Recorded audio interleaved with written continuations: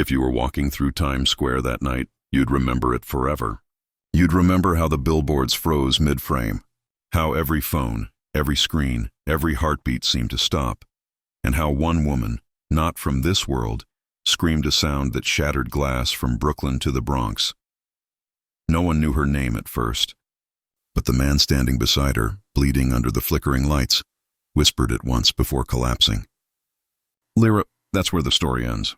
But to understand how the sky broke over Manhattan, we have to go back to when Lyra first fell in love with a human named Ethan Cole. Ethan wasn't special. At least not in the way New York defined special. He was a sound engineer for an indie record studio on 32nd Street. The kind of guy who drank too much coffee, wore the same jacket all year, and smiled at strangers who never smiled back. One rainy evening, while fixing a malfunctioning soundboard during a thunderstorm, he heard something impossible. A voice that didn't come from any microphone, any speaker, any world he knew. It was soft, crystalline, like music carved from moonlight. "Hello," it said. "You're hearing me because you're not afraid of silence." Ethan looked around the studio. Empty. The lights flickered. He thought he was losing it. But then she appeared in the reflection of the glass booth. Tall, silver-skinned, eyes glowing faint blue. Like a ghost sculpted from the storm, that was Lyra. She wasn't from any place known to humans. Later she told him she came from Aurelian, a world orbiting a dying blue sun, where sound was sacred and emotions had frequencies. She was stranded. Her vessel had malfunctioned during atmospheric entry, hiding her presence from Earth's governments. She needed to repair her resonance drive, but human technology wasn't advanced enough, so she stayed, disguised as a music student named Lydia Wren. Ethan didn't know what she was. Not at first. He just knew she had a voice that could make entire rooms fall silent. She sang like she remembered galaxies, and against all odds they fell in love. For months they were inseparable. New York didn't notice the alien walking its streets. She fit in too well among dreamers and ghosts. They'd spend nights on rooftops, talking about everything, the noise of the city, the loneliness of stars. How both felt infinite. Ethan taught her about coffee, sarcasm, and heartbreak songs. Lyra taught him how to listen, to the hum of power lines, the heartbeat of rain, the rhythm of human emotion. She said Earth's noise reminded her of home. She said he made the chaos sound beautiful, but she was hiding something. Her people had strict rules about emotional bonds with non-Aurelians. Love to them was a frequency reserved for their own kind, pure, resonant, eternal. Human emotions, they said, were too unstable, too loud, and yet Lyra loved him anyway, or thought she did. It started subtly. Lyra began leaving at night, claiming she had repairs to do. Ethan didn't question it. Love makes fools of even the wise. But then came the sound, a strange harmonic echo in his recordings, a whisper layered beneath Lyra's singing. Not human, not natural. He isolated it in the audio and heard something like a code. He does not deserve the resonance. Ethan's gut twisted. He followed her one night.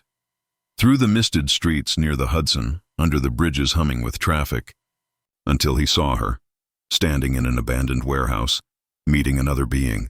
He was taller, his form shifting like oil in moonlight. His eyes burned with gold. Ethan watched as Lyra leaned close to him, their foreheads touching, light rippling between them like a private aurora. A sound pulsed through the air, a tone so pure it made Ethan's bones vibrate. That was their form of intimacy. He realized he was hearing her cheat on him, not with words or flesh, but with resonance. Their souls were harmonizing, and the sound was so beautiful it hurt. Ethan confronted her the next morning. She tried to explain how her kind shared resonance as an instinct, how it wasn't the same as human infidelity. But he was too broken to understand that kind of forgiveness. To him, she'd chosen another frequency, another world. "You said I made the noise beautiful," he whispered. "And you made me believe it." Lyra's hands trembled. "You don't understand. He can send me home." "I didn't mean—" Ethan laughed bitterly. "Then go home." That's when her emotions, too volatile, too human now, spiked beyond control. Her skin pulsed with light, her eyes dimmed, and something deep in her physiology cracked. Aurelians were never meant to feel jealousy or heartbreak. Their resonance cores were balanced on harmony. and Ethan's rejection unbalanced hers. When she screamed, it wasn't a sound. It was a frequency the world had never heard. The scream spread across New York like a shockwave of light and sound. Every glass surface shattered. Every electronic pulse went dead. People fell to their knees, clutching their ears, while dogs howled and skyscrapers trembled.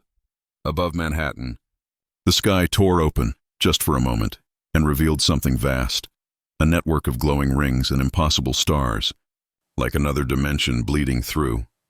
Lyra's body levitated, light pouring from her chest. Ethan ran toward her, against the collapsing wind, shouting her name.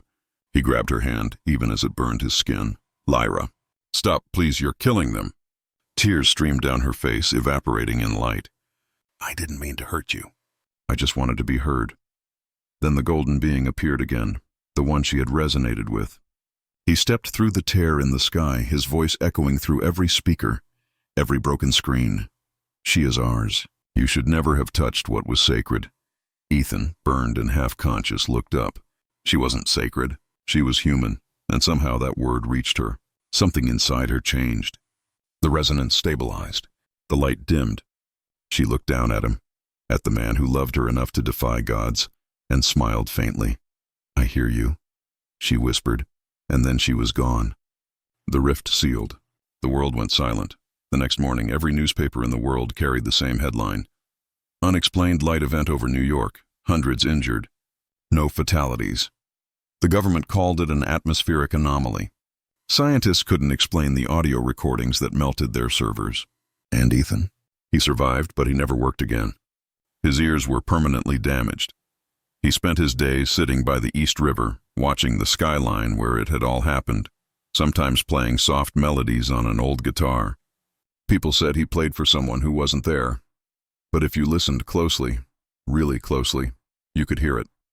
A second tone, faint, harmonizing with him, and every night, when the wind blew off the Hudson, the lights of Manhattan would flicker for just a moment, like someone far away was listening. Years later, a signal was picked up by a satellite orbiting Mars.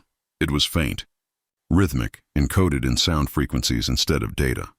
When decoded, it played a human voice saying one line, "Tell Ethan, the noise is still beautiful," and then silence.